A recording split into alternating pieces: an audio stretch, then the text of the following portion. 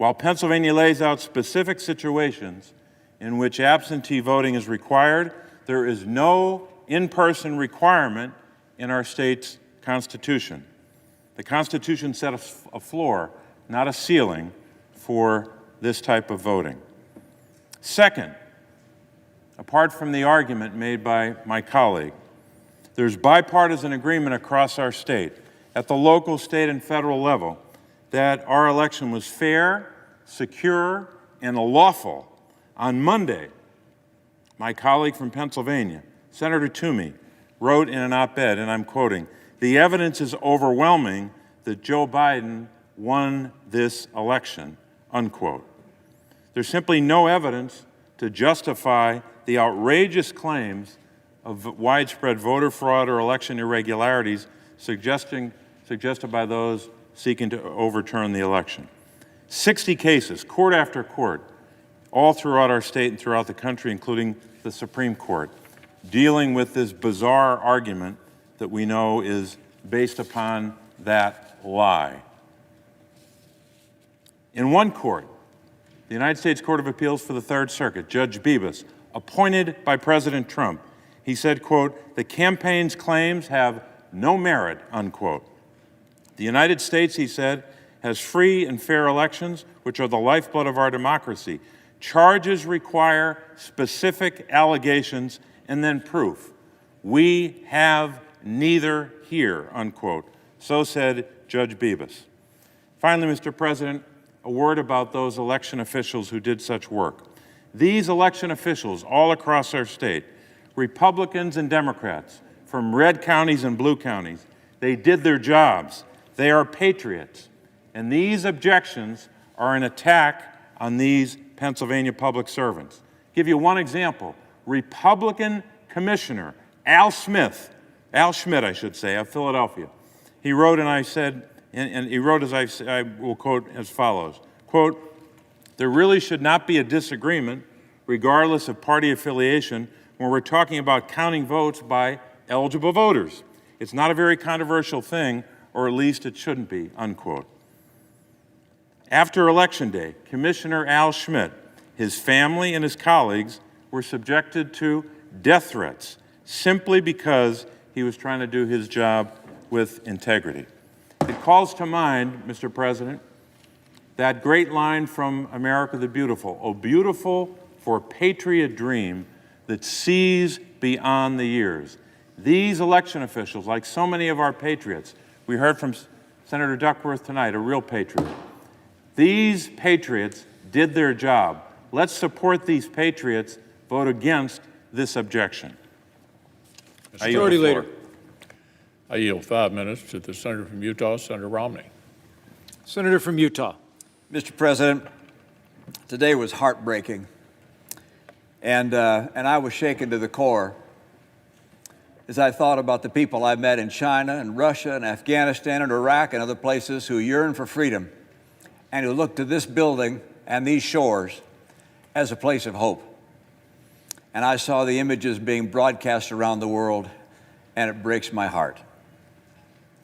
I have 25 grandchildren. Many of them were watching TV, thinking about this building, whether their grandpa was okay. I knew I was okay. I must tell you as well, I was proud to serve with these men and women. This is an extraordinary group of people. I'm proud to be a member of the United States Senate and meet with people of integrity as we do here today.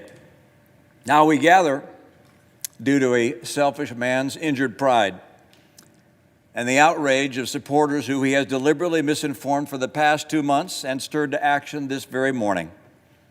What happened here today was an insurrection incited by the President of the United States. Those who choose to continue to support his dangerous gambit by objecting to the results of a legitimate democratic election will forever be seen as being complicit in an unprecedented attack against our democracy. Fairly or not, they'll be remembered for their role in this shameful episode in American history. That will be their legacy. I salute Senator Langford and Loeffler and Braun and Daines, and I'm sure others, who, in the light of today's outrage, have withdrawn their objection. For any who remain insistent on an audit in order to satisfy the many people who believe that the election was stolen, I'd offer this perspective. No congressional audit is ever going to convince these voters, particularly when the president will continue to say that the election was stolen. The best way we can show respect for the voters who are upset is by telling them the truth.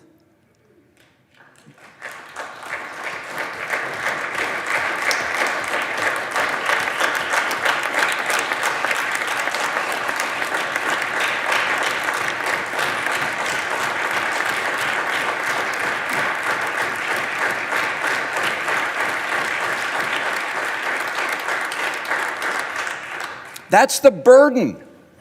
That's the duty of leadership. The truth is that President-elect Biden won the election. President Trump lost. I've had that experience myself. It's no fun. Scores of courts, the president's own attorney general, state election officials, both Republican and Democrat, have reached that unequivocal decision. And in light of today's sad circumstances, I asked my colleague, do we weigh our own political fortunes more heavily than we weigh the strength of our republic, the strength of our democracy, and the cause of freedom? What's the weight of personal acclaim compared to the weight of conscience? Leader McConnell said that the vote today is the most important in his 36 years of public service. Think of that. Authorizing 2 wars, voting on 2 impeachments. He said that not because the vote reveals something about the election, it's because this vote reveals something about us. I urge my colleagues to move forward with completing the electoral count, to refrain from further objections, and to unanimously affirm the legitimacy of the presidential election. Thank you, Mr. President.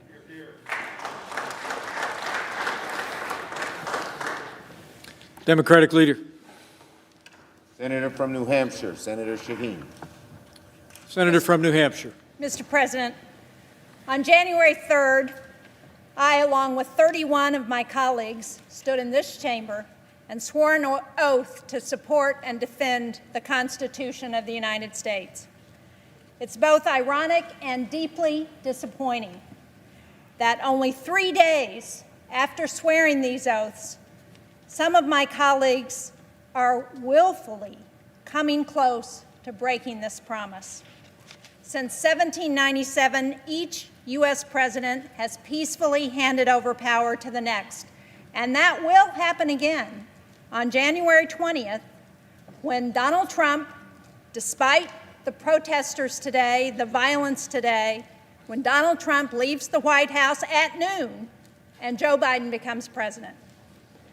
And we've heard tonight from both Democrats and Republicans about the importance of the voters speaking in the election, and about the fact that there is no evidence of widespread voter fraud.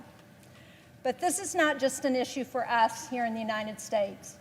This is an issue for nascent democracies around the world who, as Senator Romney said, look to the United States as an example.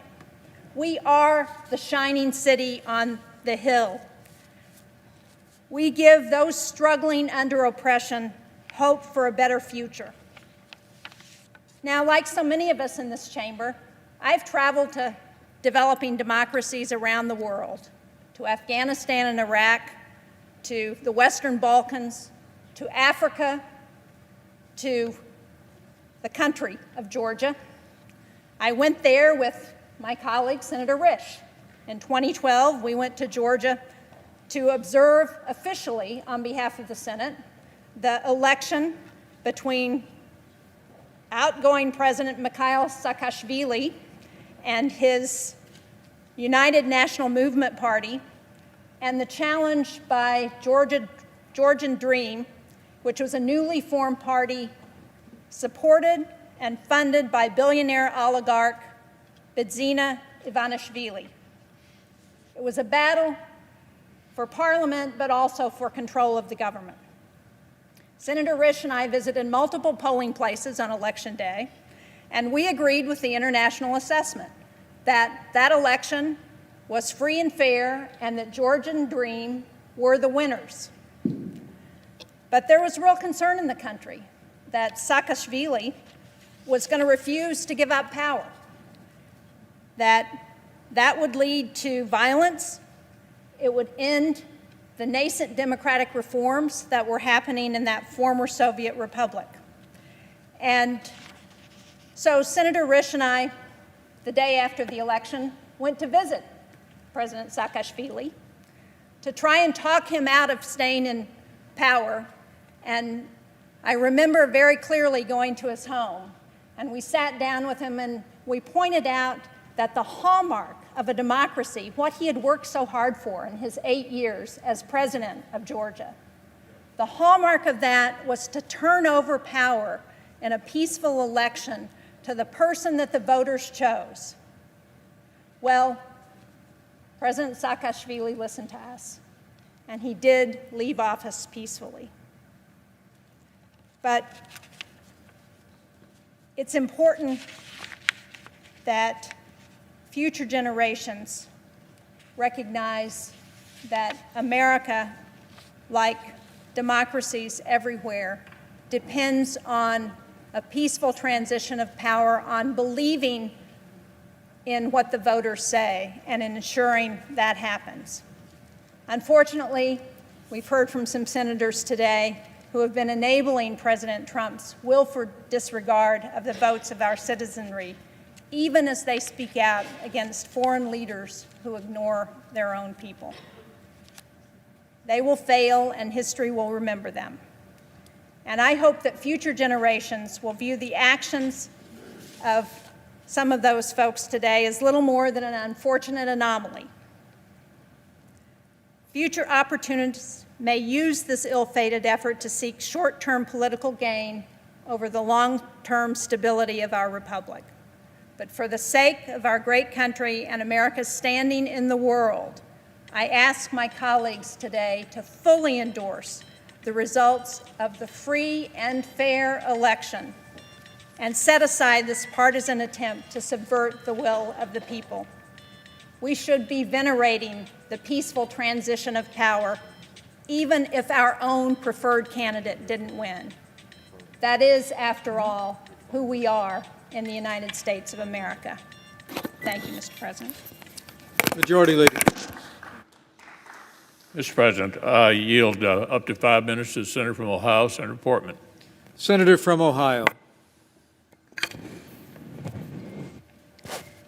Mr. Vice President, you have fulfilled your duties as President of the Senate tonight with distinction, and we all appreciate it. I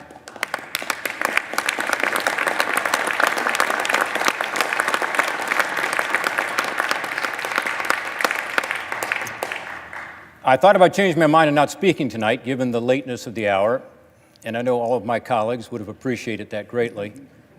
But I felt it was necessary to speak because I want the American people, particularly my constituents in Ohio, to see that we will not be intimidated, that we will not be disrupted from our work, that here in the citadel of democracy, we will continue to do the work of the people. Mob rule is not going to prevail here. Now, let's face it, we did not reclaim this chamber tonight. Brave and selfless law enforcement officers stood in the breach and ensured that the citadel of democracy would be protected and that we would be defended. And we are deeply grateful for that, as is the nation. I've listened carefully to the comments of my colleagues, and I've listened over the past couple of weeks as this issue has been discussed, and I tell you, for me, it's not a hard decision. I stand with the Constitution. I stand with what the Constitution makes clear. The people and the states hold the power here, not us. My oath to the Constitution and my reverence for our democratic principles make it easy for me to confirm these state certifications. By the way, I posed this process some 15 years ago when some Democrats chose to object to the electors from my home state of Ohio. after the 2004 elections. I opposed it then, and I oppose it now. I said at the time, Congress must not thwart the will of the people. That's what we would be doing. Let's assume for a moment that those who object to the certifications are right, that the Constitution intended that a bare majority of members of Congress could circumvent the states that have chosen to certify the popular votes of their own state citizens. I ask the objectors to think about the precedent that would be set if we were to do that. What if the majority in the House and the Senate was of the other party when a presidential candidate of our party came through a close presidential election? Would you want a Congress controlled by the Democrats to play the role you now intend for us? It is asking Congress to substitute its judgment for the judgment of the voters, and its judgment for the judgment of the states that certified the results.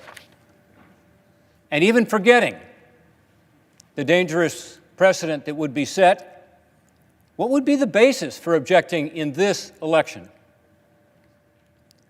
Look, I voted for President Trump. I supported him because I believe the Trump administration's policies are better for Ohio and for the country.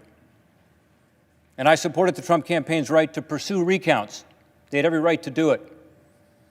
And legal challenges. I agree that there were instances of fraud and irregularities in the 2020 elections. I think we all do.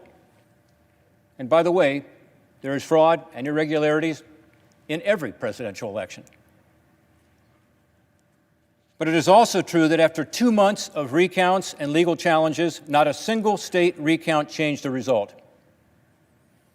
And of the dozens of lawsuits filed, not one found evidence of fraud or irregularities widespread enough to change the result of the election. This was the finding of numerous Republican-appointed judges and the Trump administration's own Department of Justice. Every state has now weighed in and chosen to certify its electoral slate based on the popular vote as set out in the Constitution. I understand that many Americans who would never storm this Capitol don't trust the integrity of the 2020 election, don't think the states should have certified, don't think we should have accepted the results from the states, and are insisting on more transparency and accountability. In the 2016 elections, lest we forget, many Democrats objected to the results and distrusted the election. I challenge my colleagues on both sides of the aisle to listen, but also to do our part to try to restore faith in our elections.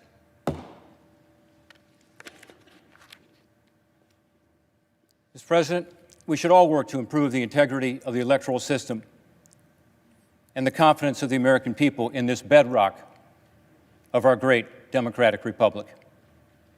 Today, I'll do my constitutional duty and oppose these efforts to reject the state-certified results. And tomorrow, in the wake of this attack on the Capitol, the pandemic that engulfs us, and other national challenges, let's work together for the people. Yield back.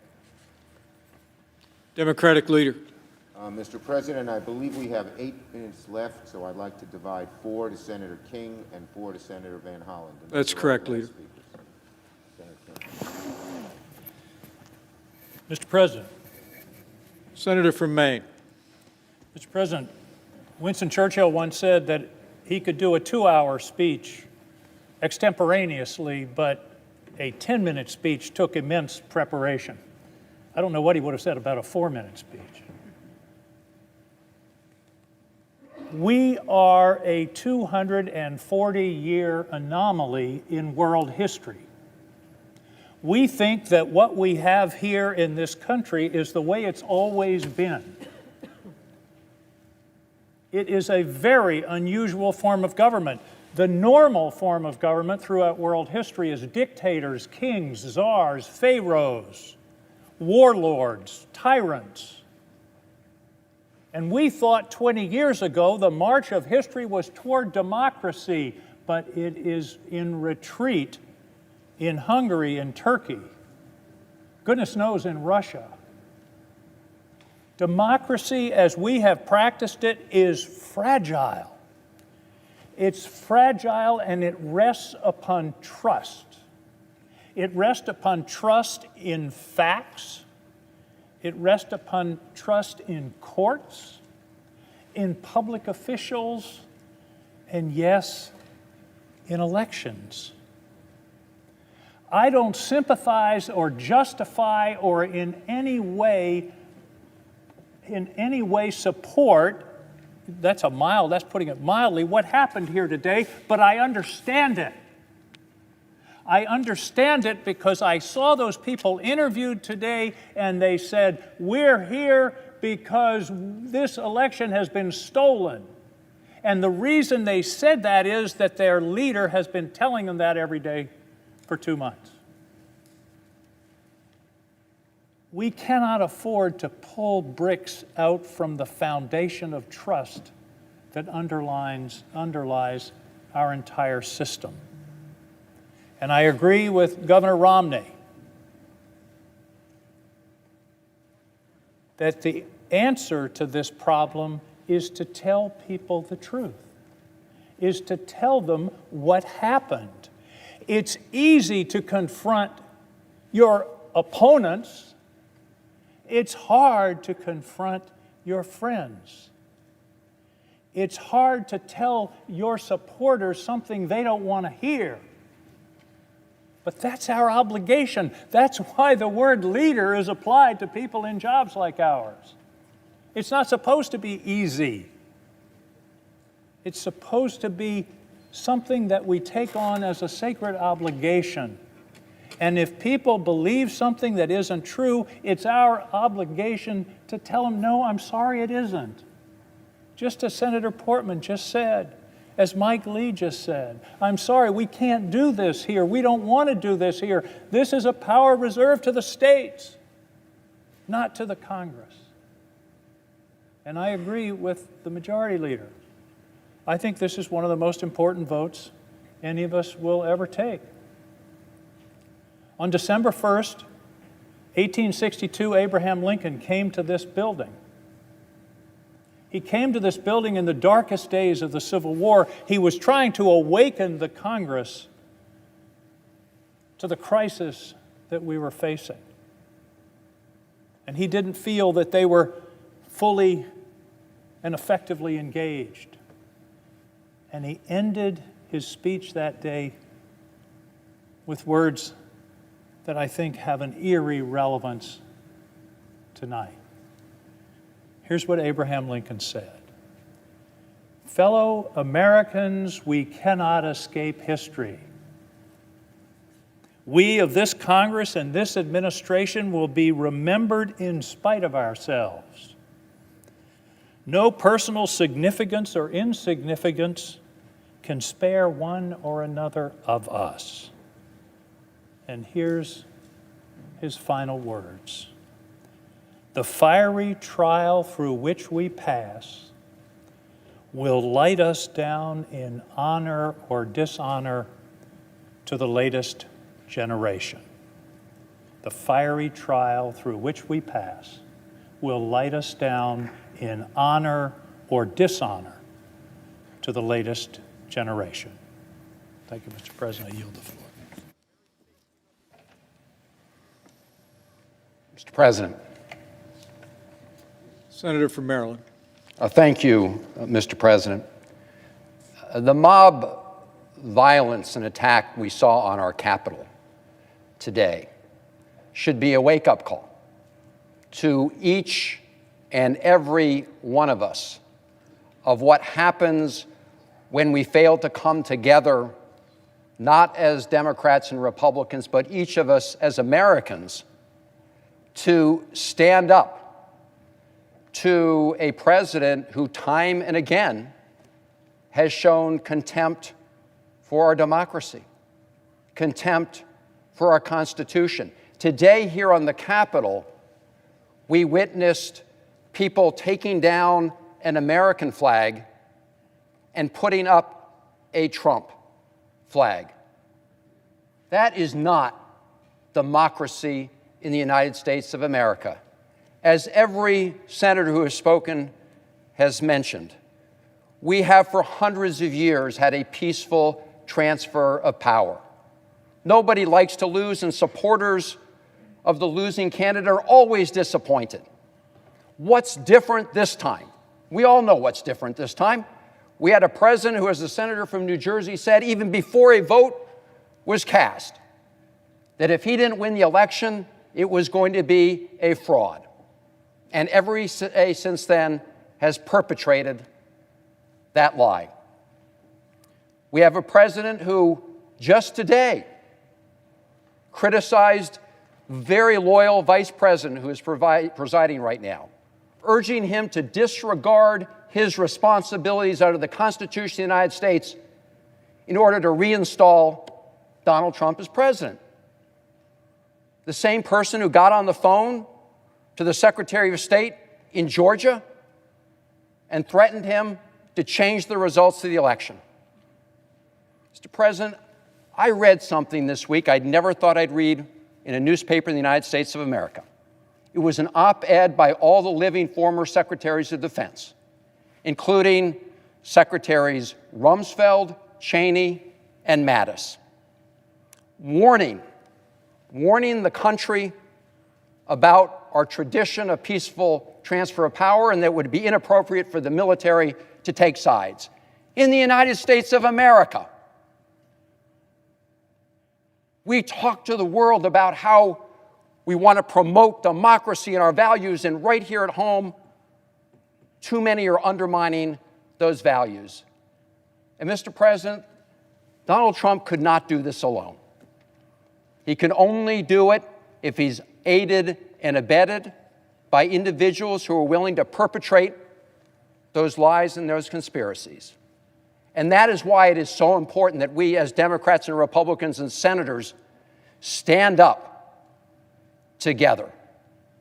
Stand up together and tell the truth. You know, when you go into a court of law like those 60 cases, you're testifying under penalty of perjury. That's very different than here in the House and the Senate. And in all those 60 cases under penalty of perjury, there was no evidence of widespread fraud. So it should be easy for us all together to tell the truth. On January 20th, Joe Biden will be sworn in as the next president of the United States. He has said he wants to bring the country together. He has said he wants to bring Democrats and Republicans together to do some of the pressing business of this country, to defeat this pandemic, to get the economy going again, to face challenging issues of racial and social justice. I hope we will learn from what happened today, the mob attack on this Capitol, the price we pay when we don't stand up for the truth and for democracy. James McHenry, Maryland's delegate to the Constitutional Convention, wrote about a famous exchange in his diaries between Elizabeth Willing Powell and Benjamin Franklin. Wrote, "A lady asked Dr. Franklin, 'Well, doctor, what have we got, a republic or a monarchy?' 'A republic,' replied Dr. Franklin, 'if you can keep it.' My colleagues, this is a test of whether we're united to keep our republic. I hope we will pass the test together. Thank you, Mr. President. Majority Leader. Mr. President, I yield up to 5 minutes to the Senator from South Carolina, Senator Graham. Senator from South Carolina. Many times my state has been the problem. I love it. It's where I want to die, but no time soon. Tim and I have a good relationship. I love Tim Scott. 1876, South Carolina, Louisiana, and Florida sent two slate of electors. They had two governments, by the way, and we didn't know what to do. Why did South Carolina, Florida, and Louisiana do it? To hold the country hostage to end Reconstruction. It worked. The commission was 8-7. It didn't work.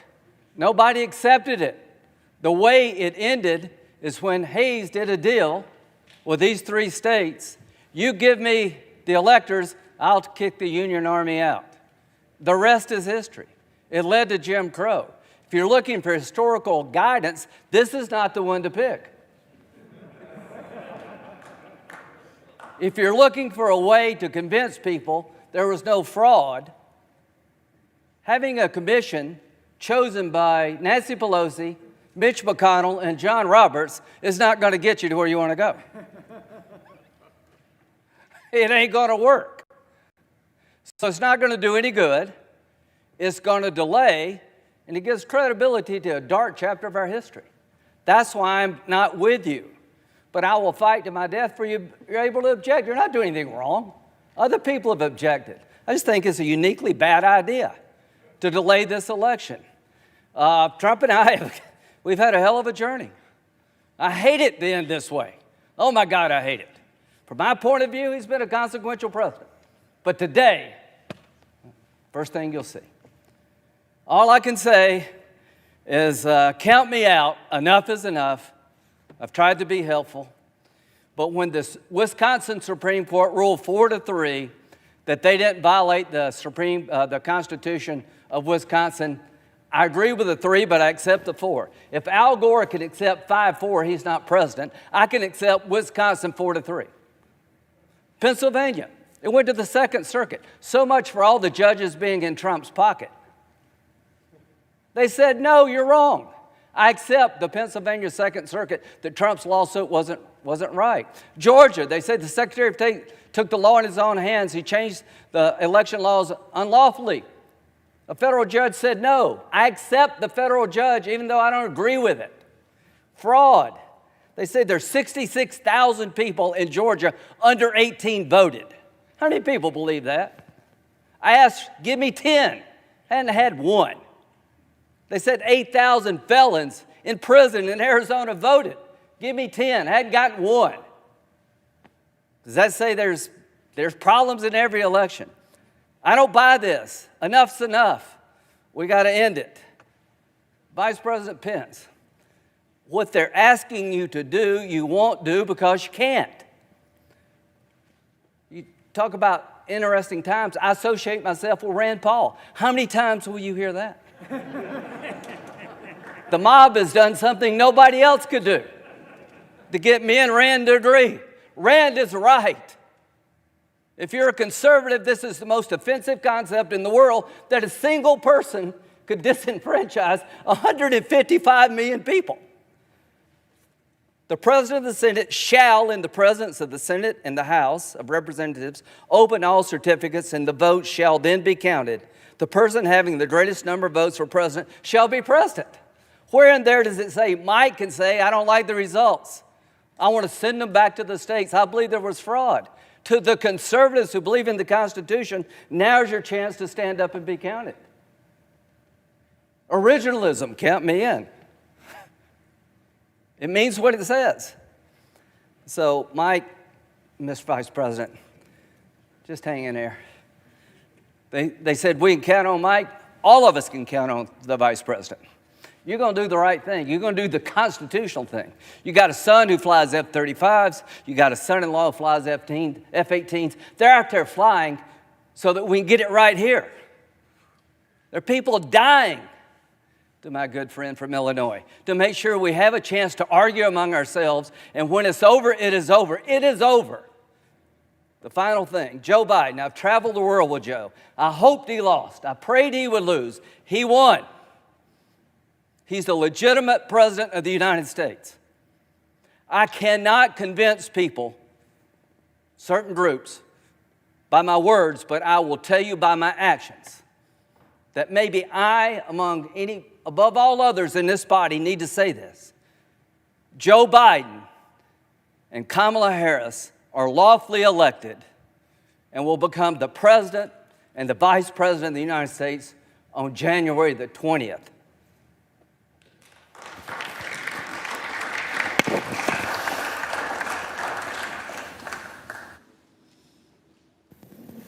Majority Leader. Mr. President, I yield back the balance of our time. All time has expired. The question is, shall the objections submitted by the gentleman from Arizona, Mr. Gosar, and the senator from Texas, Mr. Cruz, and others, be sustained?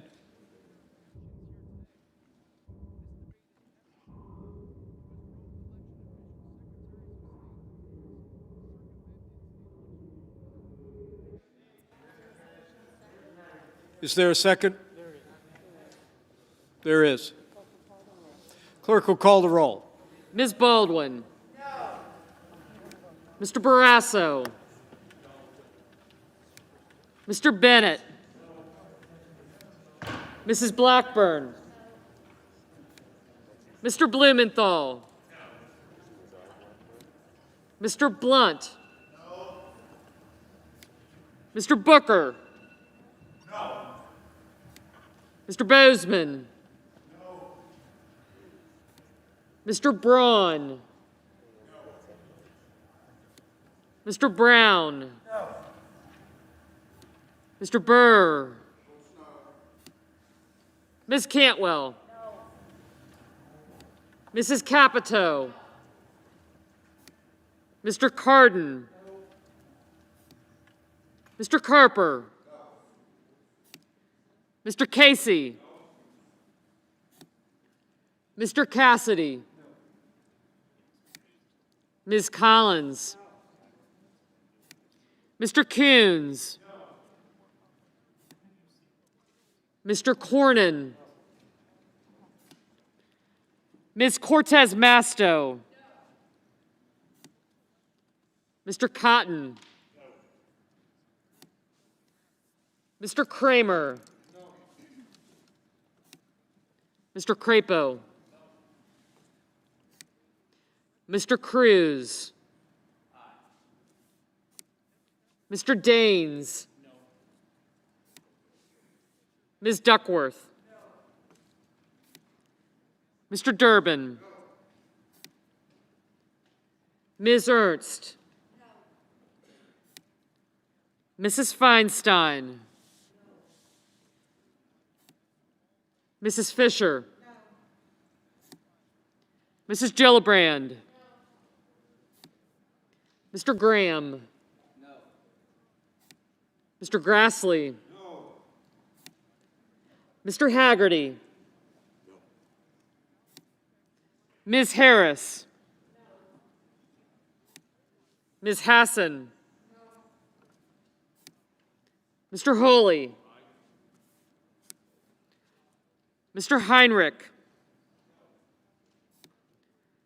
Mr. Hickenlooper. Ms. Hirono. No. Mr. Hoven. I got excited. Mrs. Hyde-Smith.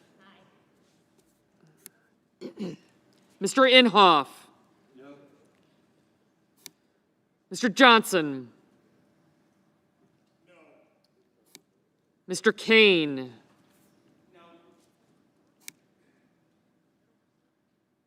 Mr. Kelly. No. Mr. Kennedy. Aye. Mr. King. No. Ms. Klobuchar. No. Mr. Lankford. No. Mr. Leahy. No. Mr. Lee. No. Mrs. Loeffler. Mr. Lujan. No. Ms. Lummis. No. Mr. Manchin. No. Mr. Markey. No. Mr. Marshall. Aye. Mr. McConnell. No.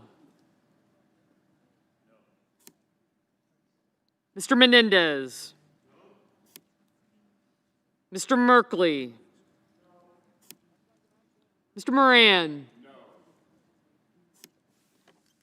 Ms. Murkowski. No. Mr. Murphy. No. Mrs. Murray. No. Mr. Paul. No. Mr. Peters. No. Mr. Portman. No. Mr. Reed. No. Mr. Risch. No. Mr. Romney. No. Ms. Rosen. No. Mr. Rounds. Mr. Rubio. No. Mr. Sanders. No. Mr. Sass. No. Mr. Schatz. No. Mr. Schumer. No. Mr. Scott of Florida. No. Mr. Scott of South Carolina. No. Mrs. Shaheen. Mr. Shelby.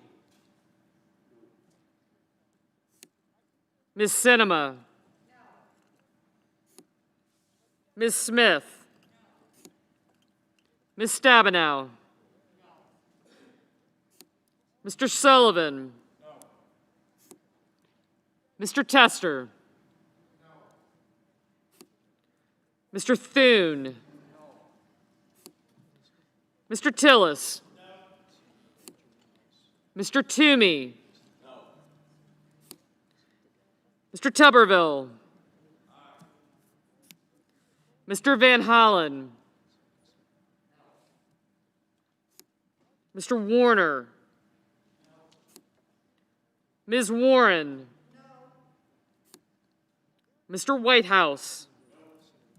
No. Mr. Wicker. No. Mr. Wyden. Mr. Young.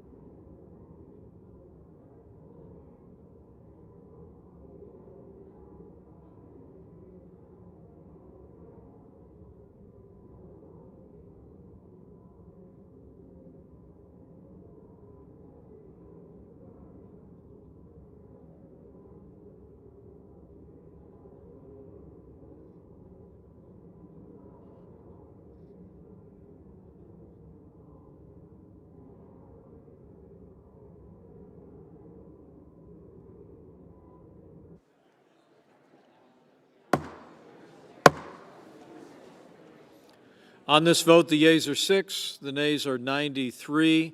The objection is not sustained.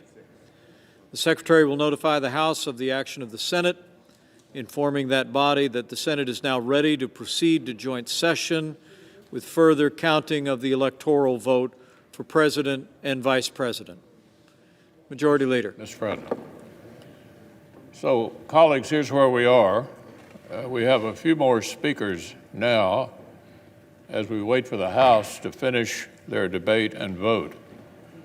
We expect the House to finish voting on Arizona between 11:30 and midnight. I ask unanimous consent the Senate be in a period of morning business with the following senators permitted to speak therein for up to 5 minutes each: Senator Toomey, Senator Rubio, Senator Collins. And on our side, Senators Wyden, Hirono, and Coons. Finally, following their remarks, the Senate stand in recess subject to the call of the chair. No. Maybe not. Maybe not. We may have. Okay, so we'll figure it out.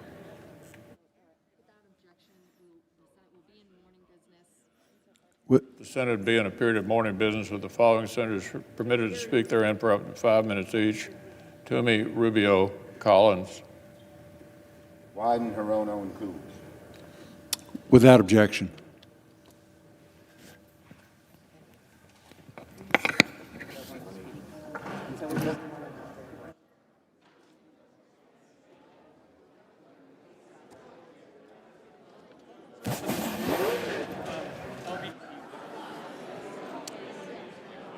Not many will. This isn't yours, right? Got it. So we're in recess.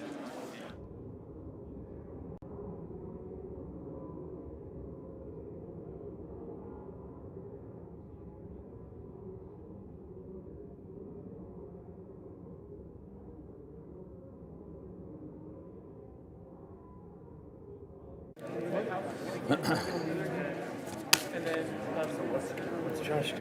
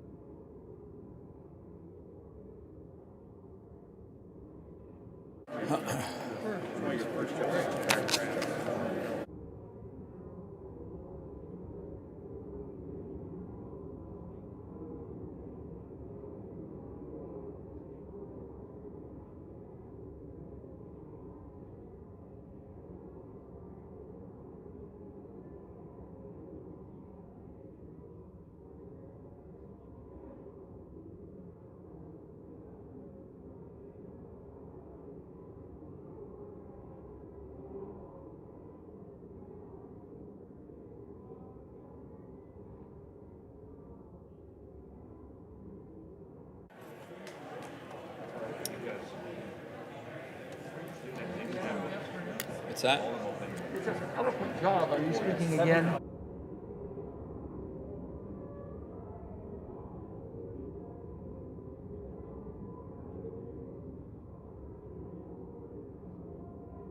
Well, Mr. President. The senator from Pennsylvania. The Senate will be in order. Senate will be in order. Senate will be in order. Please take your conversations out of the chamber.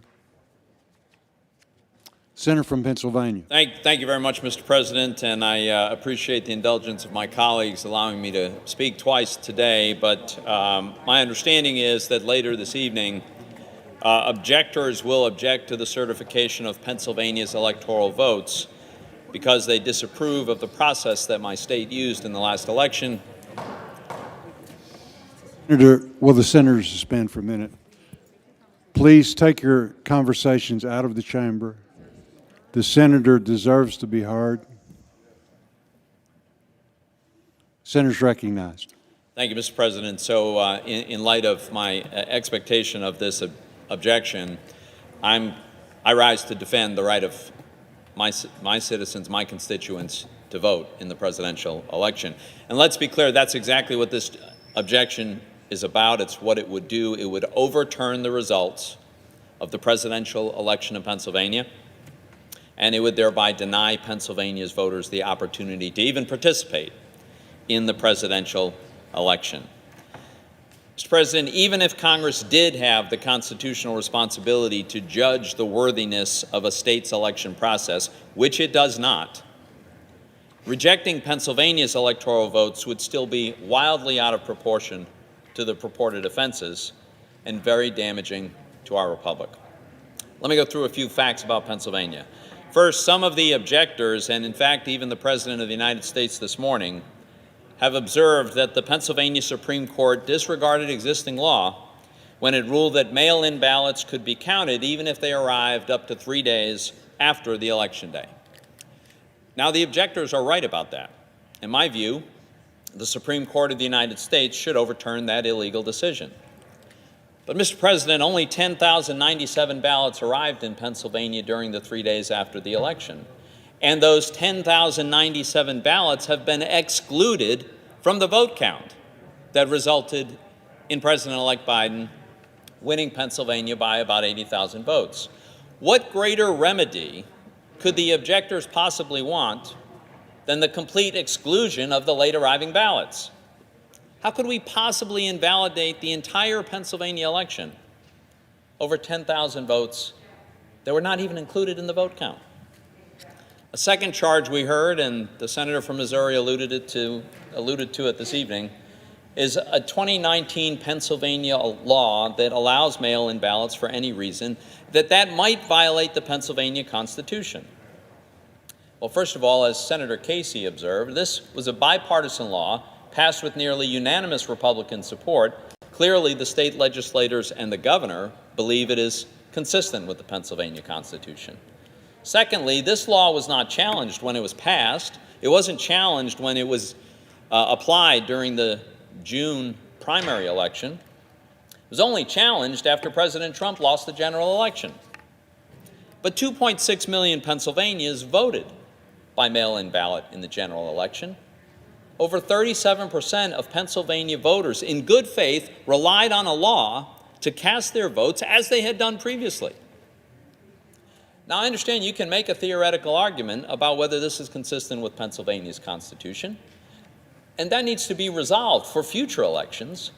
But because of this constitutional question that some people have, the objectors want to prevent Pennsylvania voters from participating in the presidential election entirely. That would be an outrageous remedy to this purported offense. A third charge we've heard is that Pennsylvania officials did not properly implement Pennsylvania election law in a variety of other ways. But the Trump campaign has shown that many of these issues have, well, first of all, none of these issues would have changed the election outcome, but more importantly, the campaign had many opportunities of which it availed itself to litigate these issues. They did time and again, and they lost repeatedly, often in unanimous bipartisan decisions. Now, some of the objectors also cite Congress's own failure to investigate allegations of election irregularities, and that's their justification for refusing to certify the election results. But the allegations of election irregularities and fraud have been investigated. They've been adjudicated. They were adjudicated in the states in which they're alleged to have occurred. Now, in Pennsylvania, the Trump campaign took their case of election irregularities into the courtroom of Judge Matthew Brann of the Federal District Court. Judge Brann is a conservative Republican Federalist Society member. And here's what he said about the Trump campaign case, and I quote, "This court has been presented with strained legal arguments without merit and speculative accusations unsupported by evidence. In the United States of America, this cannot justify the disenfranchisement of a single voter, let alone all the voters of the sixth most populated state." End quote. So the campaign then appealed Judge Brann's decision to the Third Circuit, and they drew a 3-judge panel, all Republican-appointed judges, one appointed by President Trump. The panel concurred with Judge Brann. Mr. President, certainly there were irregularities in this election. There always are. But there's no evidence of significant fraud, conspiracies, or even significant anomalies that cast any serious doubt on who actually won the election. And you know, one of the ways you can tell is look at the big picture in Pennsylvania. Look at what happened. In 2016, President Trump won Pennsylvania by 0.8%. In 2020, he lost Pennsylvania by a little over 1%. Now, is there anything at all that's implausible or surprising about a 2% change in the election outcome? Relative to 2016, in Pennsylvania, the president lost a little ground in most of the rural counties he had carried. He lost a lot of ground in the big suburban counties, and he slightly narrowed his large loss in Philadelphia. There's no surprises here. This reflects a pattern that occurred all across the country. My colleagues, as I've said, it is not our responsibility to sit in judgment of state election procedures in the first place. But if it were, there would not be nearly sufficient reason to deny my constituents their right to participate in this presidential election. Mr. President, Joe Biden won the election. That's not what I had hoped for, but that's what happened. It was an honest victory, with the usual minor irregularities that occur in most elections. We witnessed today the damage that can result when men in power and responsibility refuse to acknowledge the truth. We saw bloodshed because the demagogue chose to spread falsehoods and sow distrust of his own fellow Americans. Let's not abet such deception. Let's reject this motion.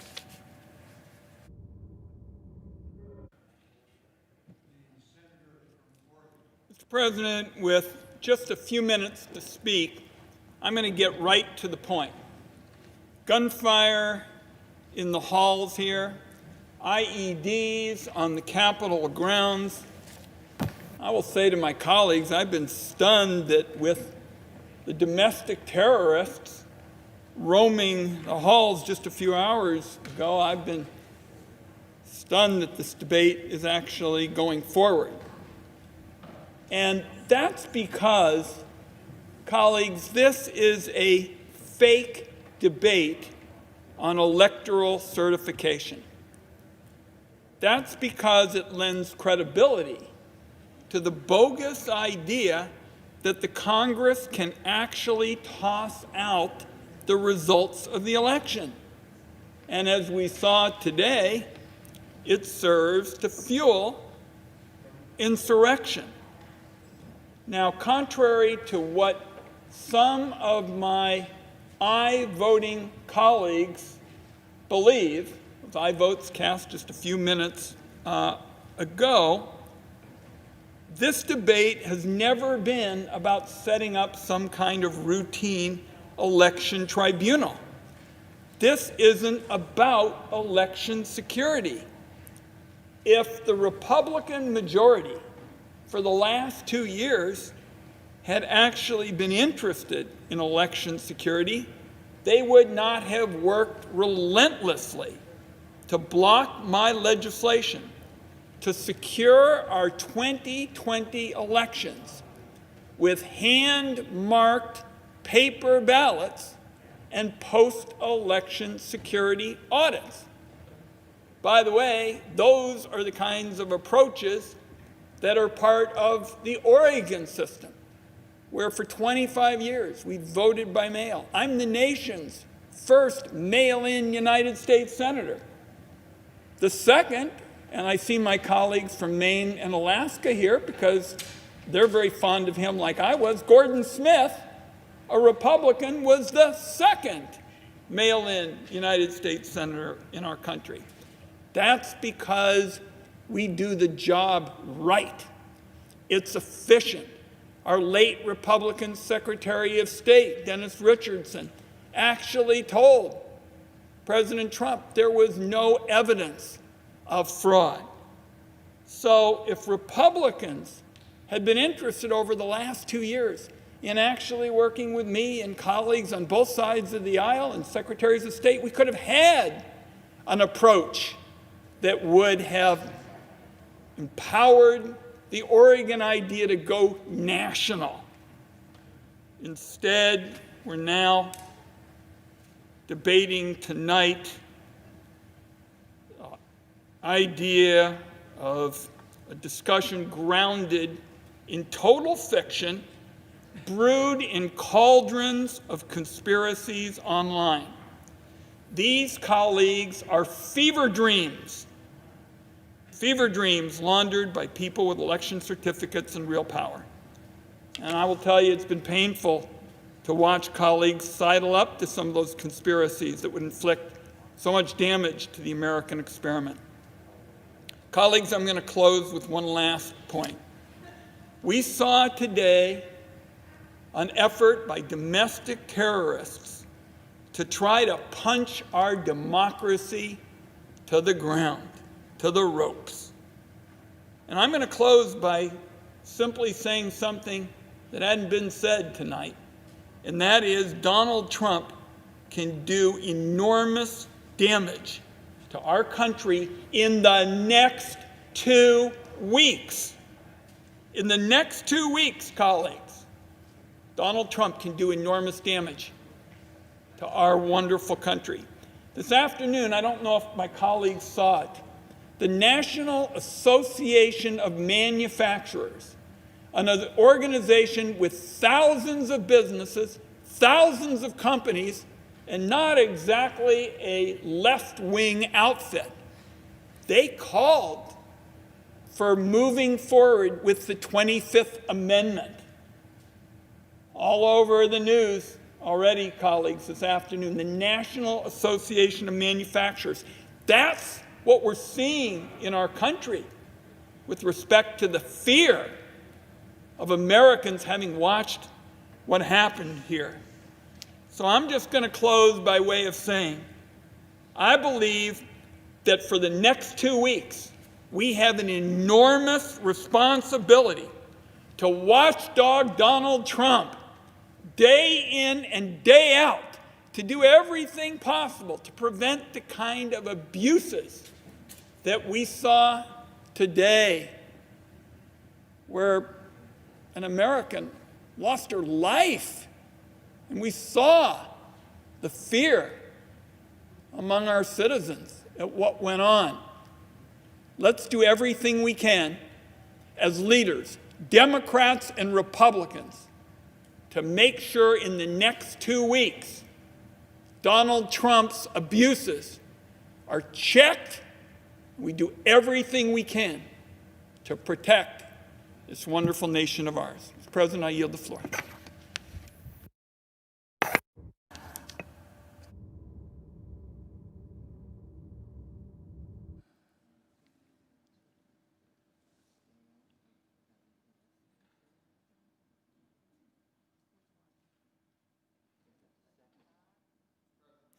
The senator from Florida is recognized. Mr. President, over the last weeks and days leading up to this vote here today, I've heard from a lot of people about this vote, and I guess I want to address it as much to them as anybody else. And these are people that I know. These are friends, these are neighbors, these are longtime supporters, generally people on my side of the political aisle. And they're upset. They're upset. They look at the media, and the media, they feel censored stories that might have been negative towards Joe Biden or were negative towards Joe Biden, and the social media companies helped them out. And they saw how some states tinkered with and even mutilated state election laws, and they have doubts that the election was legitimate. And it gives this country this extraordinary crisis of confidence, which is very dangerous, because democracy is very fragile, and it's not held together by elections. Democracy is held together by people's confidence in the election and their willingness to abide by its results. And so the notion was, we need to do something, we need to fight. And several of my colleagues have adopted the idea, and I respect it, that they're going to object. Now listen, it's important to understand something. Even the people objecting in the Senate recognize that it's not going to pass. It's not going to change the outcome, but it's going to send a message. And it's going to make a point. The problem is, I think it's a terrible idea at this moment. Just hours ago, a young lady died in this Capitol.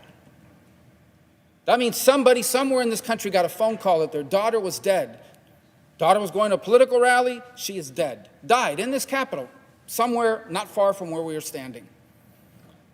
We had police officers, the men and women that we walk by every single day that guard the doors and we say hello to, out there with riot gear getting spit on and attacked.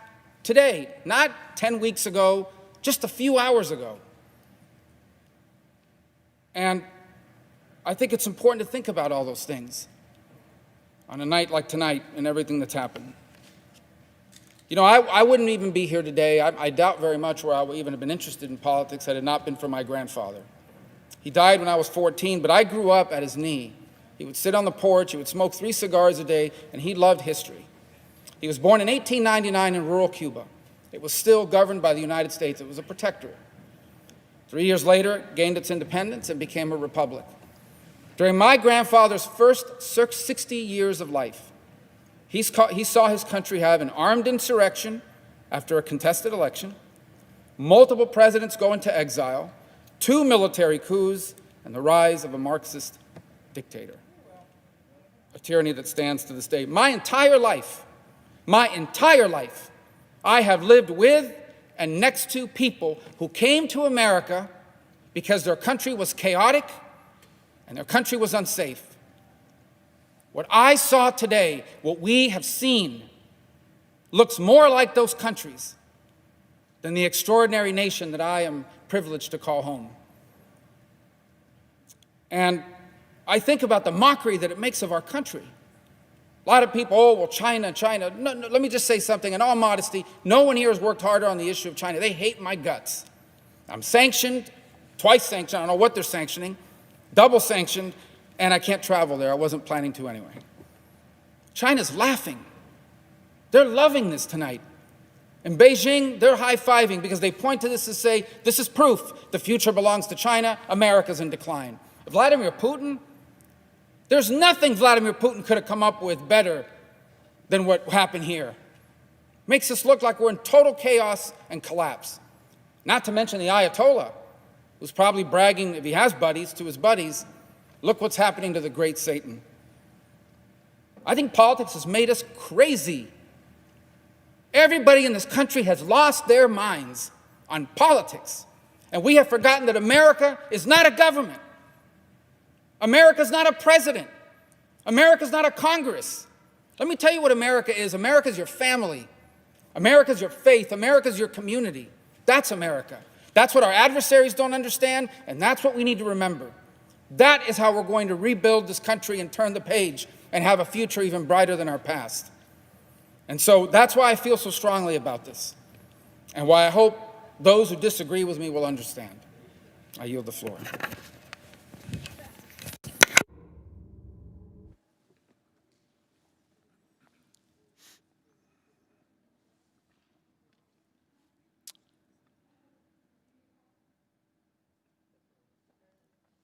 The senator from Hawaii is recognized. Mr. President, it has been hard at times to find the words to describe the full harm Donald Trump has inflicted on our country.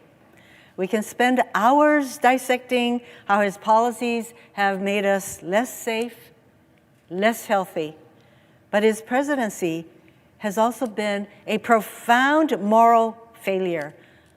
Let me tell you a story. A few years ago, a father from Hawaii joined me at one of my talk story sessions in my office, and he asked me a question that struck me hard at that time and has stuck with me until today. He said, "How can I tell my son that lying is not okay when the President of the United States lies every single day?"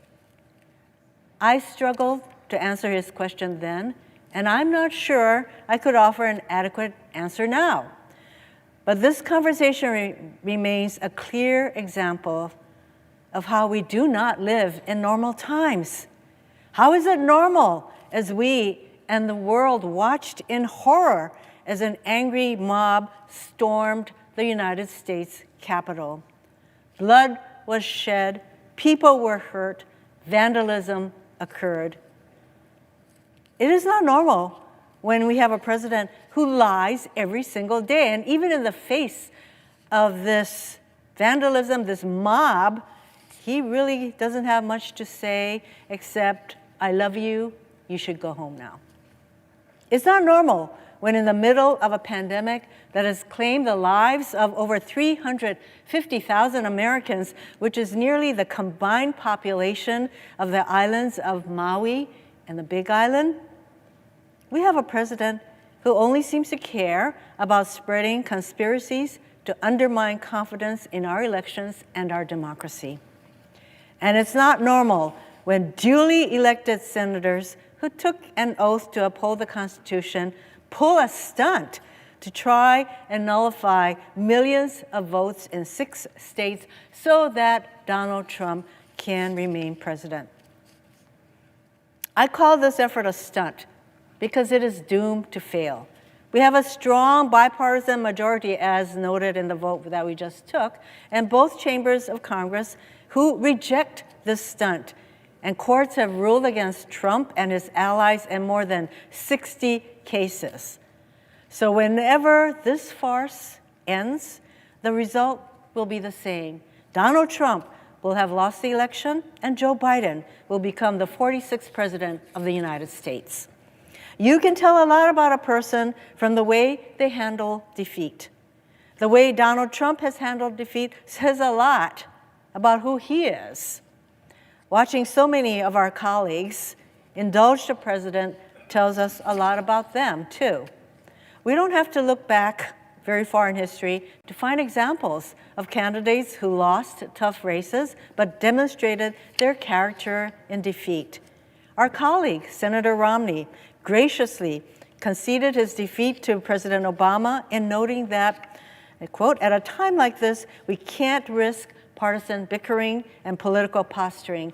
Our leaders have to reach across the aisle to do the people's work, and we citizens also have to rise to the occasion. And in 2000, during an election with substantial irregularities and partisan intervention from the Supreme Court, Al Gore nevertheless put his country first, and he said, "Let there be no doubt that while I strongly disagree with the court's decision, I accept it.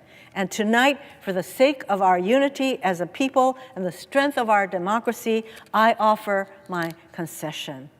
As I reflect on the service of these distinguished public servants and the acts they took to maintain our democracy, I'm also drawn to remarks President Obama made 4 years ago in his farewell address to the nation when he warned that our democracy is threatened whenever we take it for granted. It is a particularly sage warning as we contend with the President of the United States seeking to nullify a free and fair election simply because he lost. We have to stand up, speak out, and fight back because our democracy itself is at stake. American democracy has endured over the centuries in large part because our institutions serve as guardrails to keep us from going over the cliff. As elected officials, we can strengthen these guardrails by listening to our own conscience in moments of peril, by having what our friend John Lewis called an executive session with myself. Before making a big decision, John would say, "Listen, self, this is what you must do. This is where you must go." Today, we can follow John's example. Listen to our conscience. Stand up for our Constitution and do what's right. I yield the floor.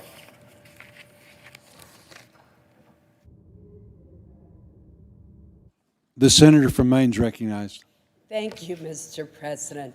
Mr. President, let me begin my remarks tonight by expressing my heartfelt gratitude to the members of the law enforcement community and the National Guard, whose hard work and courage made it possible for us to resume our deliberations tonight.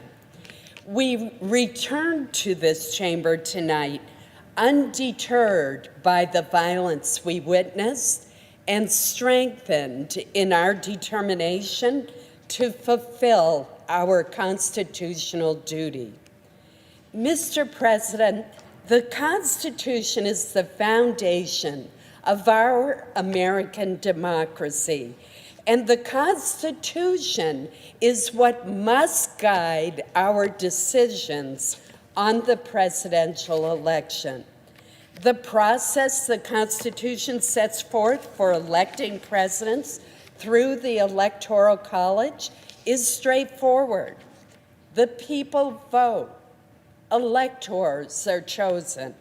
The electors vote. Then Congress counts the electors' votes. That final step in the process is why we have convened today. Counting the votes of the electors, a function that the 12th Amendment assigns to Congress, is an administrative and largely ceremonial act.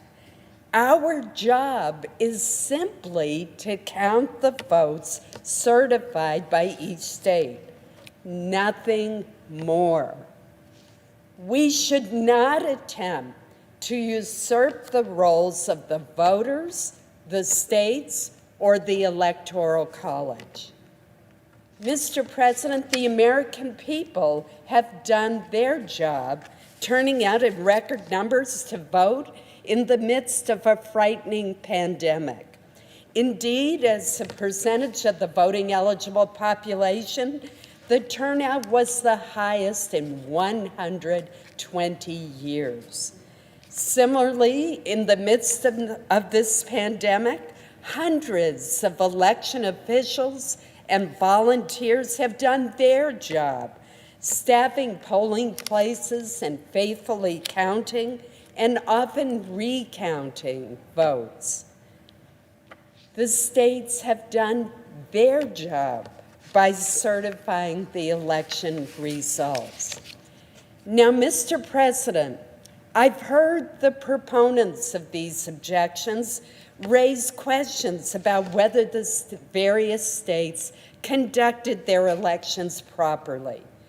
When disputes over elections arise, candidates are able to appeal to our legal system, not Congress, for recourse.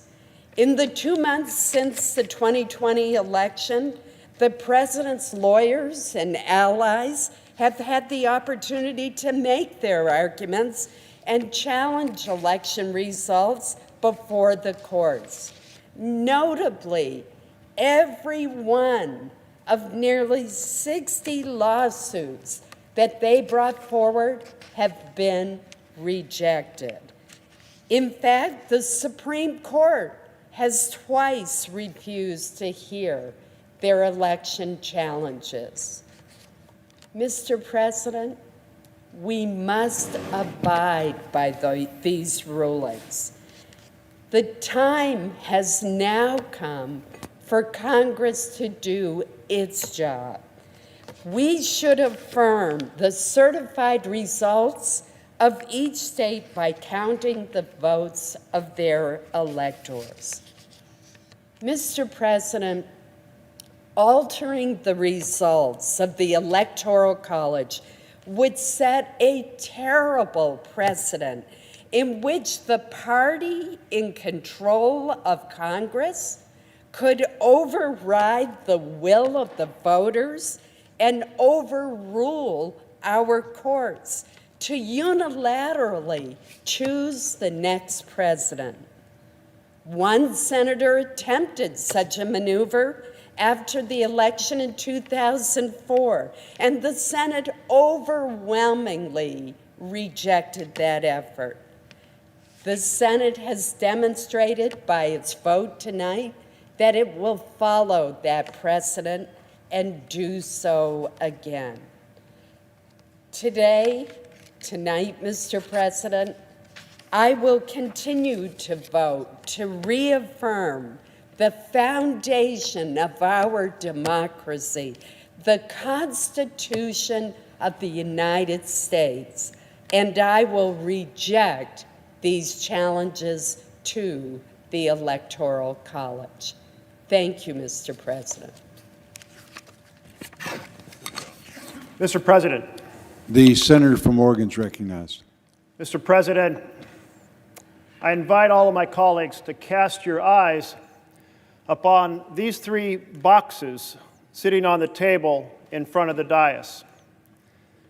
These three boxes contain the certified results from every state in our union regarding how that state voted, how their electors have voted for the President of the United States of America. You know, you cast your eyes on these three boxes, and you know that there's something special. You see that there are straps on them holding the top on and straps around the side, and they're engraved, beautiful handle, beautiful leather work, crafted in the cabinet shop of our very Senate to say to the world that their cargo is precious. Now, there's three of these boxes. The third box is brand new. It was crafted because so many states were celebrating this process that they started to use very large forms, very large envelopes, very large seals to put those ballots into, and thus a third box was needed. These boxes contain the voice of the American people weighing in as they have election after election after election. They've been used, these two smaller boxes, in the last 14 elections. They carry a voice. They are transported through those doors to the House of Representatives, where the Senate and House gather to witness the opening of the envelopes to determine who will be the President of the United States. It is our constitutional responsibility to witness the counting. That is what the Constitution calls for. Tonight, when this Senate chamber was under attack by domestic terrorists, we were held here in this room, doors locked, to protect us with the help of the Capitol Police. They did an excellent job, and then they escorted us to a safe room. And that announcement came quickly. And when that announcement came, our senior assistant parliamentarian, Lee Hildebrand, organized the team to rescue these boxes and keep them safe. Now, thank you to her and the entire team that rescued the voice of the American people. Had they not done so, then the hooligans outside, disrespecting the Constitution, would have come in here and opened these boxes and burned the ballots, destroying the voice of the people symbolically. And I know no one in this chamber wanted something like that to happen, because we're here to defend the Constitution, to defend the integrity of the election process, not to allow it to be destroyed. But colleagues, although we are 100 senators, or 99 actually now, because there's only 99 of us who are duly elected at the moment, 99 senators united across party defending these ballots from the hooligans outside, there's more than one way these ballots can be destroyed. And that is for this chamber and the House chamber to vote that one of those envelopes representing a state will be shredded, will be burned, that those votes will be discounted. We just held a vote on whether or not the envelope containing the electoral votes from Arizona should be burned. We defended these ballots against the hooligans outside. But there are those in this chamber supporting the destruction of the voice of the citizens of Arizona. 6 voted. And we are coming back later tonight to vote on whether to shred or burn the ballots for the people of Pennsylvania. So we have to stand together to say absolutely not. The constitutional responsibility is for us to defend the process, not to proceed to destroy these ballots. Now, in spite of all the troubling things that have happened in this chamber this evening, something beautiful happened.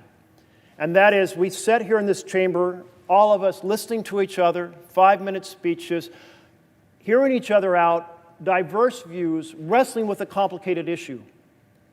It's really the first time that's happened in the 12 years I've served in the Senate. We need to restore the process of struggling with America's issues together on the floor of the Senate.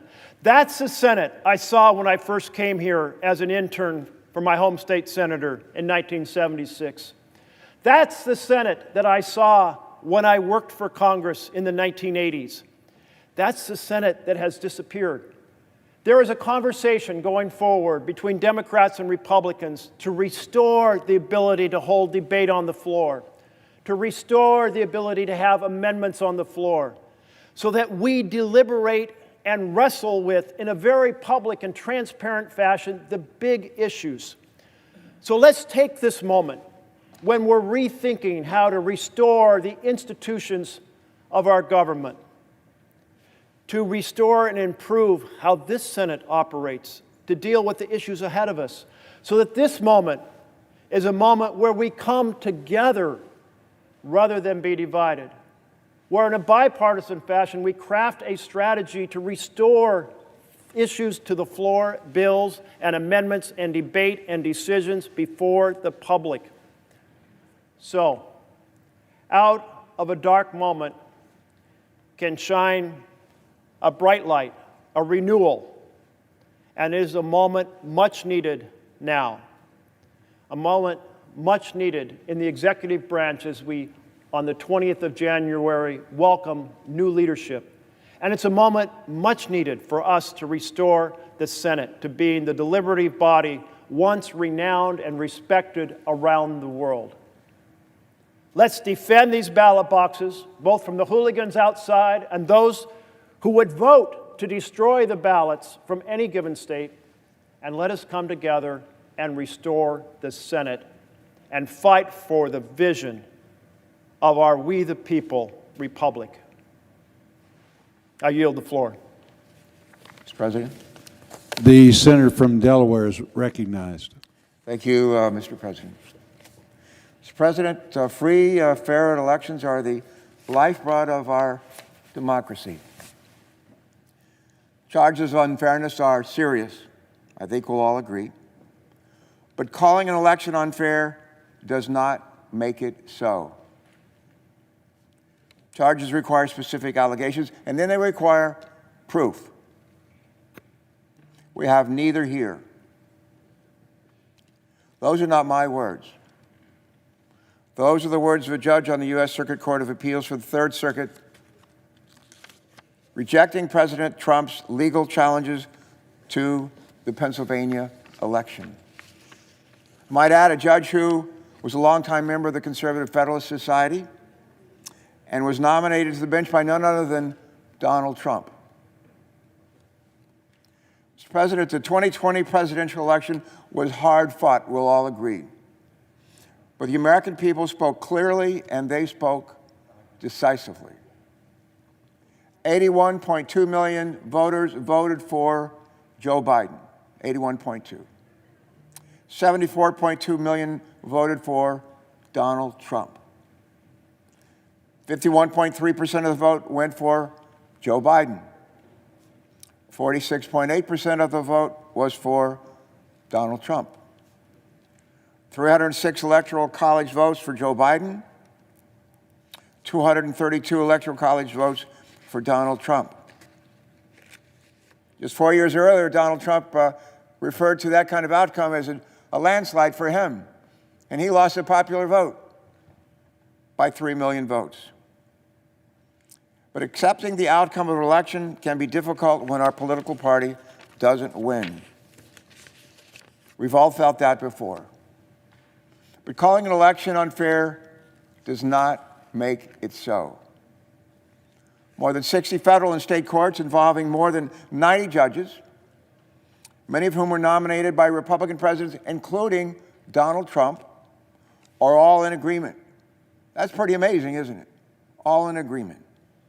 No evidence of widespread fraud, wrongdoing, or other irregularities have been uncovered during the 2020 election. That is a victory for democracy, for our democracy. Unfortunately, some of our colleagues today ask us to do the same thing that Donald Trump asked of the Secretary of State for the state of Georgia to overturn the results of the 2020 election without specific allegations and, more importantly, without any proof. Our colleagues are asking us not to abide by the will of the people, but to bend to the will of one man, Donald Trump. In 1787, delegates from the 13 colonies convened in Philadelphia to debate the future of what would become the United States of America. Our founders disagreed on a lot of things. But you know, they all agreed on one thing for sure. They did not want a king. They did not want a monarch. Many of them had been there, done that. They didn't want to see it and feel it again. And they set up this intricate system of checks and balances to ensure that we would never have that all-powerful king in this country. That system of checks and balances is being pushed to a dangerous limit here today. But that system will prevail. Along with it, our democracy. Here are just some of the claims that Donald Trump and his legal team have made, and that our colleagues lend credence to here today. That Venezuela, Cuba, and China rigged our country's voting machines in favor of Joe Biden. That dead people voted in this election, and they only voted for Joe Biden. That poll watchers and election observers who risked their lives during this pandemic to uphold the integrity of our elections, that stuffed ballot boxes with Biden votes and then they shredded Trump votes. Not one, let me repeat, not one of these things is true. There is no evidence to back up these ridiculous claims. Many of these absurd claims from Donald Trump and his legal team are nothing more than conspiracy theories circulating online. This misinformation and dangerous rhetoric from the president and his allies, including calls for violence, have polluted our discourse and imperiled our peaceful transfer of power. And when our colleagues show indifference or outright support for these unsubstantiated claims and conspiracy theories, they lead our nation and our Constitution down a dangerous, dangerous path. All of us who serve here swore an oath to support and defend our Constitution. I swore that same oath as a naval flight officer many times, as a midshipman before that. But all of us here have sworn to support and defend our Constitution, not our political party, and certainly not any individual candidate. Colleagues, for the safety of our citizens and our republic, we must lead by example. We must turn the temperature down. It was a hard-fought campaign, but the campaign is over. The votes have been counted. The count has been certified in all 50 states. And in 2 weeks, on January 20th, Joe Biden and Kamala Harris will be sworn in as President and Vice President of the United States, as they should be. We have serious and urgent challenges that will require working together with our new president, our new vice president, with one another in this chamber, Democrats, Republicans, Independents, and with our colleagues over in the House of Representatives. What's on our to-do list? Well, we can start with making sure that hundreds of millions of Americans get vaccinated. That we get off the dime and start vaccinating. We vaccinated 4 million people last month. 4 million. We're supposed to vaccinate 20. How are we ever going to get to 250 million at this rate? What else is on our to-do list? We're getting our kids back to school. We got kids that are unable to get on the internet, unable to participate in their classes, they may not have any adult supervision at home. They're struggling, they're falling even further behind. We need to do something to help them. What else is on our to-do list? Getting their parents back to work, just to name a few things. Think of all the millions of people who lost jobs and they don't have skills anymore to fill the jobs that are needed. They need our help. They need to be retooled and retrained. It's time to stop trying to overturn the will of the people and get back to working on their behalf. Mr. President, Abraham Lincoln has been quoted a couple of times here tonight, but he observed at the end of the Gettysburg Address that ours is, quote, a government of the people, by the people, and for the people. Even in the midst of his Civil War, President Lincoln put his unwavering faith in the people to chart our nation's course. We would be wise to remember Lincoln's words at this moment, at this special moment in our nation's history. We're not a government of Trump, by Trump, and for Trump. We're a government of the people, by the people, and for the people. And the people have spoken. The people have spoken. Our job here today is to listen to them. I intend to do that. And I trust that my colleagues will join me in doing that as well. Mr. President, I yield the floor.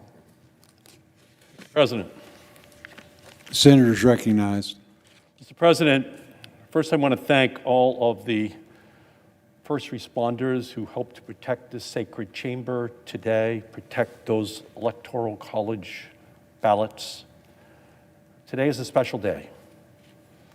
On a day when some 2,500 or more Americans will lose their lives to the coronavirus, when another 130,000 will be hospitalized with it, when hundreds of small businesses will close their doors and put thousands of Americans out of work. On this day, the United States Senate is not debating how to get more life-saving vaccines into Americans' arms or how to put 2,000 badly needed dollars into their pockets. No, instead, we are using the first days of the new Senate and Congress to give time to our radical Republican colleagues' baseless and damaging claims of election fraud, all in an attempt to keep Donald Trump in office in violation of the United States Constitution. There's a word for this. It's called sedition.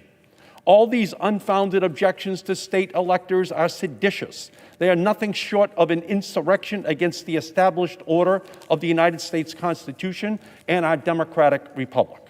This is an historically shameful day for the Senate and for our country.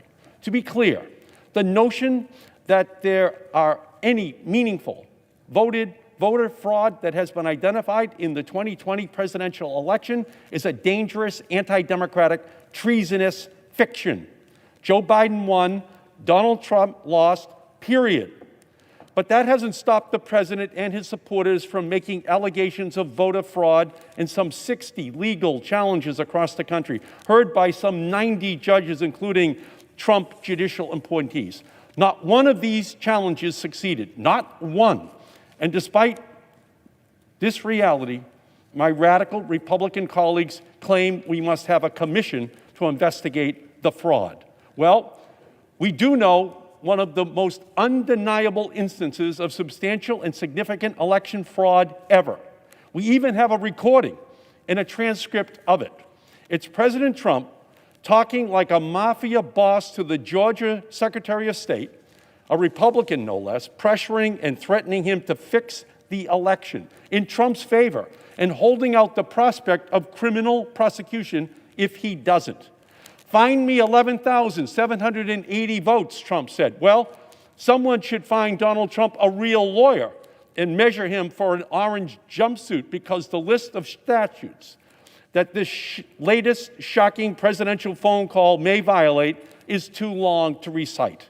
The president's words on that phone call, indeed his conduct since the election, demand a serious response, one much more serious than the sham before us today. First, federal and state law enforcement authorities should investigate Donald Trump for election fraud, extortion, conspiracy, and whatever other charges fit the bill. And if warranted, indict and try him for any crimes he has committed. Second, we must recognize that Donald Trump is and will remain a danger to our Constitution and our democracy. So while time is certainly limited, we should impeach Trump again and bar him from holding office in the future. And finally, we should abolish the Electoral College. It is a vestige of a racist Jim Crow America and we have outgrown it. Every person's vote in every state should count just the same. One person, one vote. Election fraud and reform are very serious issues. Election reform absolutely should be debated in Congress, which is why instead of today's kabuki theater, I invite my Republican colleagues to stand up and say, yes, we need to protect and expand voting rights and election security. We need automatic voter registration. We need online voter registration. We need same-day voter registration. We should make Election Day a federal holiday. We should restore voting rights to people with prior felony convictions. We should support independent redistricting commissions. Let's spend our time on the floor debating that, debating how to reduce the influence of big money in our political system, to slow the revolving door between government officials and lobbyists, to stop gerrymandering and voter suppression. That's the real election reform that we should be debating and supporting, not these shameful, craven, baseless objections. More than 350,000 Americans have died from the coronavirus. That is the truth. Nearly 8 million people have fallen into poverty because of the economic crisis caused by this virus. That is the truth. Wearing a mask saves lives. Vaccines are safe and effective. That is the truth. Joe Biden won. Donald Trump lost. That is the truth. I urge all my Senate colleagues to vote against these objections, affirm our democracy, and recognize that Joe Biden and Kamala Harris will rightfully be sworn in on January 20th as the President and Vice President of the United States. The senator from Connecticut is recognized. Thank you, Mr. President. Today was a stomach-churning, gut-wrenching moment in our history. And truly, it was an assault on the heart of our democracy.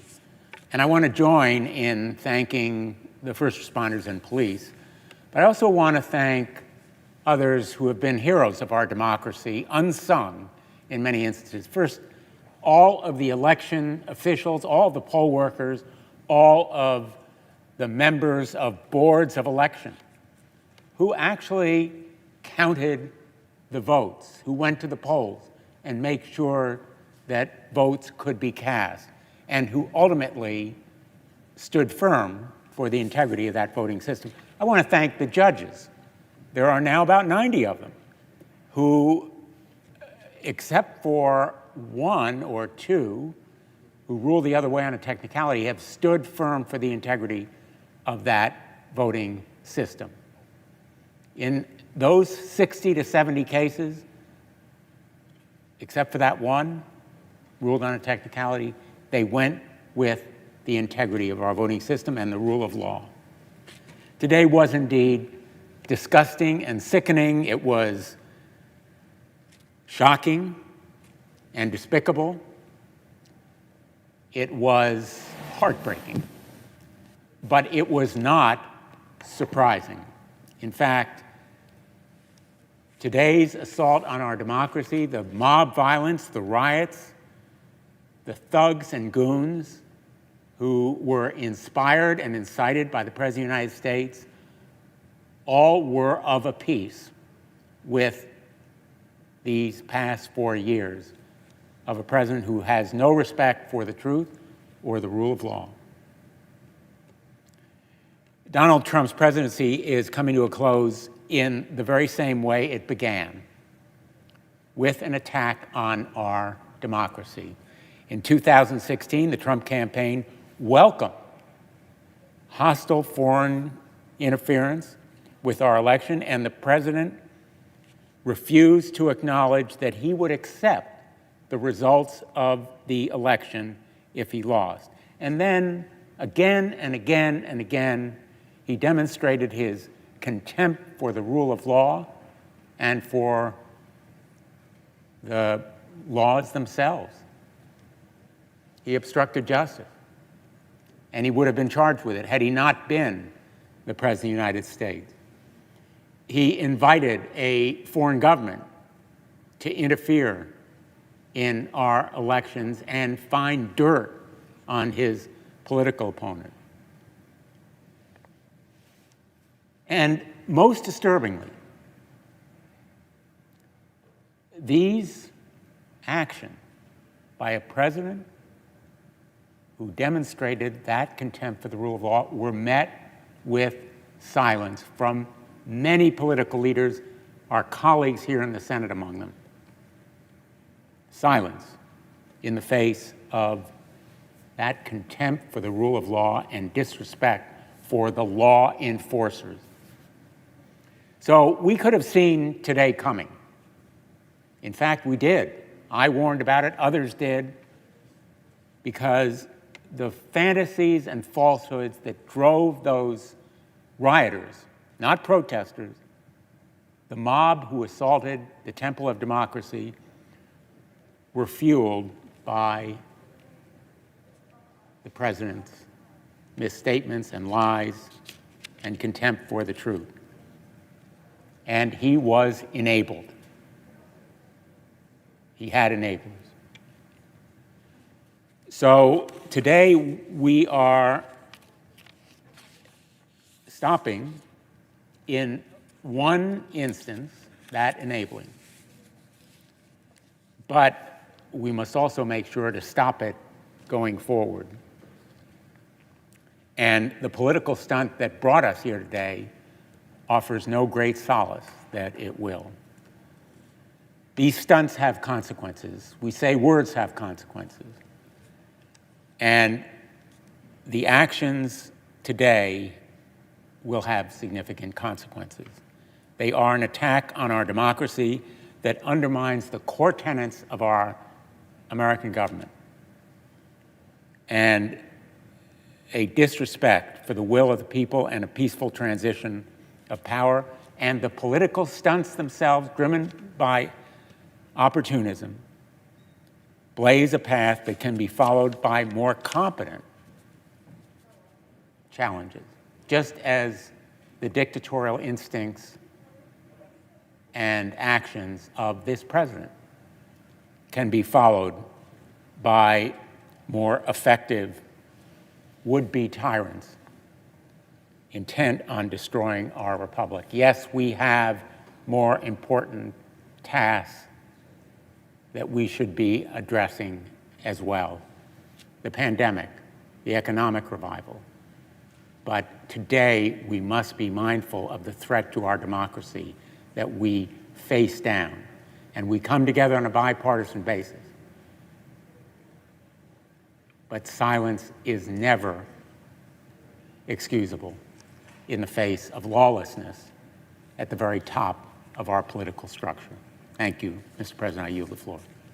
Mr. President. The senator from Delaware is recognized. Mr. President, I have a question for all of my colleagues this evening, which is what happened here today? And how is it different from what we expected as we assembled in this chamber early this afternoon? Sadly, much like the impeachment trial of just a year ago, I think as many of us slogged our way to the nation's capital and dutifully filed into this chamber, we expected hours and hours of debate and discussion, knowing the outcome, knowing that what was being engaged in by a handful of our colleagues was a political stunt, feeding the ego of our president, who is chasing conspiracy theories about how he actually won the election 2 months ago that he lost, and indulging his belief that somehow, the Congress could still at the last moment snatch victory from the jaws of defeat. Even in the last day, President Trump had been haranguing his own incredibly loyal Vice President, Mike Pence, as if somehow Vice President Pence would simply declare him president today. We knew that President Trump had been stirring up the spirits of thousands, urging them to come to Washington. We had an inkling that he might go out and speak to them. But I don't think as we filed into this chamber, any of us expected that for the second time in our republic's history, the perimeter of this Capitol would be breached, members of the Senate would be rushed to safety, that not just the Capitol Police, but U.S. Marshals and FBI officers and fully combat-geared soldiers would be in the United States Capitol taking it back from a riotous mob of thugs. Just a few moments ago, I went to the rotunda to see the litter and the trash, the residue and the remnants of those who took over this building today, and to say thank you to the men and women of law enforcement who helped secure it after it fell to an angry mob. But folks, we have to think about the consequences of what happened here today, why this happened and what it means and what it teaches. Because frankly, tonight, now, the whole world is watching. The entire world is watching a montage of scenes of folks cavorting in the Capitol, half-naked men taking that seat, scrawling things on different surfaces, parading up and down the Capitol corridors with a Confederate flag, with a Trump flag, and in other ways signaling that they had done something significant. No, in fact, what they've actually done is weakened our democracy, showed some of its fragility, and encouraged our opponents around the world. In the last 2 months since the election, we have one man who has abandoned his post, who has mostly spent his time golfing and tweeting and indulging himself in conspiracy theories and been less and less attuned to our national security and to a raging pandemic. And another man, our president-elect, who is preparing to take over the responsibility for leading this country out of this pandemic and out of its current state of deep, deep division. President Trump has abandoned his post. He does not deserve to be president any longer, and he poses a real and present threat to the future of our democracy. But let me also say this to my colleagues, half of whom changed their intended vote today after seeing what happened in the Capitol. There were, as we began, roughly 13 senators, Republicans, who said they were going to vote against the certification of the election. And when we actually finally called the roll, it was just 6, 7 of them having been chastened by the events of today. But 2 who continue on this quest, clerked for the Supreme Court Chief Justice, are deeply schooled in the law, know better than what they did today. And in the count and the debate going on over in the House, even now, more than 100 House Republicans continue with this effort. On this floor earlier today, this evening, there were strong and clear and brave speeches by Republicans and Democrats alike. So I have a question as we move forward. When will this fever break?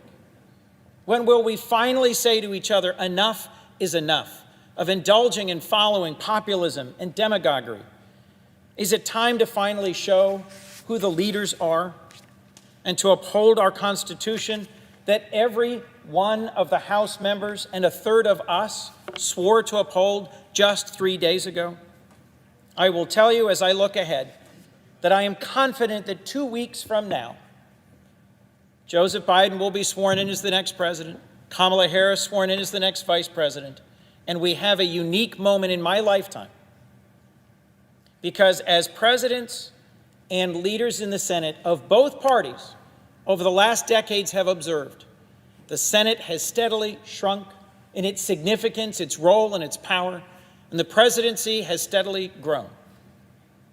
Not in my lifetime, not since LBJ, have we had an incoming president who spent 36 years in this chamber. We have a chance with Joe Biden, a president-elect who ran on bringing our country together, a president-elect who ran on turning the page from our moment of national division, a president-elect who respects and honors and understands the significance of this body. So we have to take this opportunity to heal, to hear each other, to compromise, to work together, and to see the real challenges facing the American people and take this last, best moment. What happened here today should leave all of us gravely concerned about the health and the future of our democracy, and the opportunity we will have 2 weeks from today is one we should not let pass us by. Thank you, Mr. President. With that, I yield the floor. Mr. President, The senator from Massachusetts is recognized. Mr. President, more than 350,000 of our loved ones have died from a terrible disease. Small businesses have gone under, never to reopen. Millions have lost their jobs, and too many families don't know how they're going to pay the rent or put groceries on the table. It is tough out there, but Americans are fighters. And despite all the challenges, in November, they did what Americans do when they are unhappy with their leadership. They voted for change. They turned their backs on a sitting president who fans the flames of hatred while bodies pile up in the morgue. Instead, they elected a new president who wants to save lives, to save our economy, and to save our democracy. Even as the pandemic raged, Americans showed up for democracy. States worked overtime to set up safe systems, ballot drop boxes and early voting, and gallons of hand sanitizer. Voters mailed their ballots earlier, put on masks, and stood in line at the polls. The election of 2020 shattered voting records. So here we are on the floor of the United States Senate in the aftermath of an historic election held in the middle of a pandemic. People are suffering, and we should be working to get them the help they need. Instead, we are here because Donald Trump wants to overturn the results of that election. The Republicans objecting to the results of this election will be judged by history. But the rest of us will be judged as well. It is our responsibility to stand up for our democracy, even while other senators work to undermine it. Losing is hard. I ran for president myself. It was a hard-fought primary, but Joe Biden won and I lost. I am not the only one to live through that. A number of senators in this room have run for president. None of us was successful. And when we lost, we conceded and we got out of the race, because that is how democracy works. None of us lied about the results. We didn't throw temper tantrums. We didn't tell our allies in Congress or the states to overturn the results. We didn't feed poisonous propaganda to our supporters. We didn't urge people to march on state capitals or to descend on Washington. We accepted the will of the voters. And it's not just us. It's everyone who has run for president since the beginning of America. Only once in America's history have the people who lost tried to burn down our democracy on the way out. They caused a civil war that nearly destroyed our nation.